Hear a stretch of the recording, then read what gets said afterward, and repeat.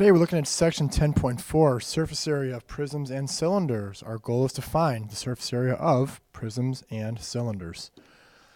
Start with vocabulary. We have a net. This is a two-dimensional pattern that forms a solid when it's folded.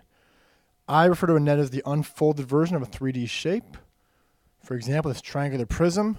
Notice it's unfolded. We have a triangle base, actually two triangle bases, right here and right here. Then we have our three rectangle bases on the side of it. Or we have the version further to the right. Okay, we can unfold these any way we want. The surface area, that is the sum of the areas of each face of a 3D shape. So let's put this to practice. We've got two examples here. We'll find the surface area of each of the following polyhedrons. First, we start with this rectangular prism.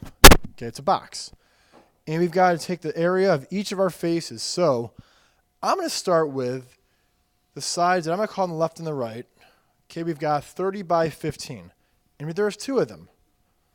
So we take 2 times 30 times 15, which will give us 900. Next, we've got, I'll call the front and the back. This is 15 going across and 15 high. So we've got two of them. 2 times 15 times 15. That should give us 450. And finally, our top and our bottom. We've got 30 by 15 for that. So we have the same calculation as for our left and right. Gives us 900. Our total surface area would be 2,250 inches. And we're going to call it inches squared because we're still dealing with area, 2 dimensions per side. The surface area, we're in inches squared. Next, we have a triangular prism. This gives some students trouble. So there's a couple ways you can do this, but the idea is the same. So we're going to go with the area of each of our faces. So we've got our triangles. So right here, we've got this in the front. If you want to count this in the back. So we've got two of them. We know the area is 1/2. We've got our base is 10, and our height is 12. What's nice here is that the 2 times 1/2 kind of goes away. Equals 1. We're left with 10 times 12. That equals 120. That's the area of both of our bases. We have our rectangle here. This we have 15 by 13, which gives us an area of 195.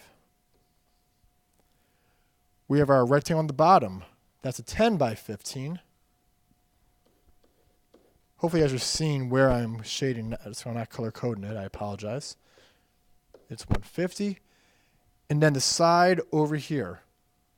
Okay, we're going 13 that direction.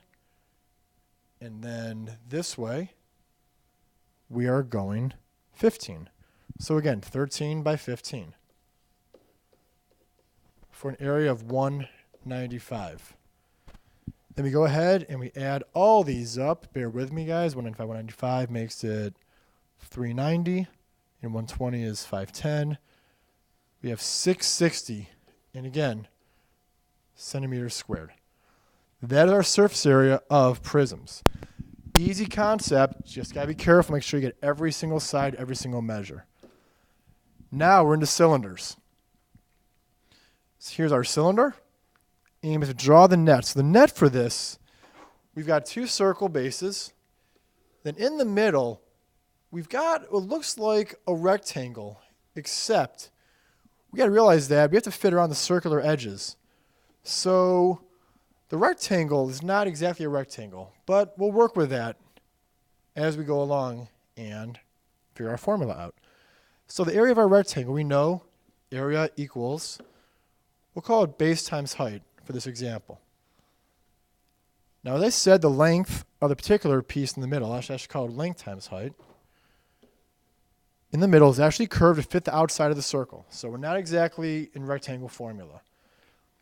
Remember, distance around the outside of a circle, that is our circumference. And to find circumference of a circle, remember, circumference equals pi times d, or 2 pi r. Remember, because its diameter is twice the radius. So the area of a circle, now we're down to our bases, okay? We're down to the bases here. You know, let's go back. No, we'll keep going. Area of a circle, we know that one. That's going to be pi r squared. So now we're going to put it all together. So we're going to keep this area formula of a rectangle. However, instead of L for length, we're going to replace it with our circumference formula. So we've got 2 pi r, okay, in place of the length. And we still have that height. And then we're going to add our circle area. Remember, guys, we've got 2 circular bases. So we've got to take pi r squared twice. So the formula for surface area of a cylinder, we've got 2 pi r h. Again, 2 pi r covers that circumference piece and the height, other part of a rectangle, plus 2 pi r squared. And remember, if you're given circumference of the cylinder, you can always go ahead and just make this into, let's see, pi times d times h plus 2 pi r squared. Okay, based on what they give you. Let's put that into practice here. Surface area of this cylinder. Well, we're given radius, so we're going to go with this formula.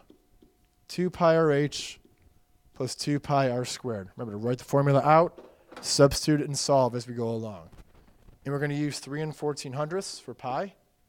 Should have mentioned that. I apologize. Okay, 2 times pi times the radius, which is 8, times the height, which is 20, and plus 2 times pi times the radius squared. Okay, let me go ahead with our calculators and just go ahead and solve it. And we should get a large answer of 1,406.72 squared. We're still dealing with area. This concludes your lesson on the surface area of cylinders and prisms.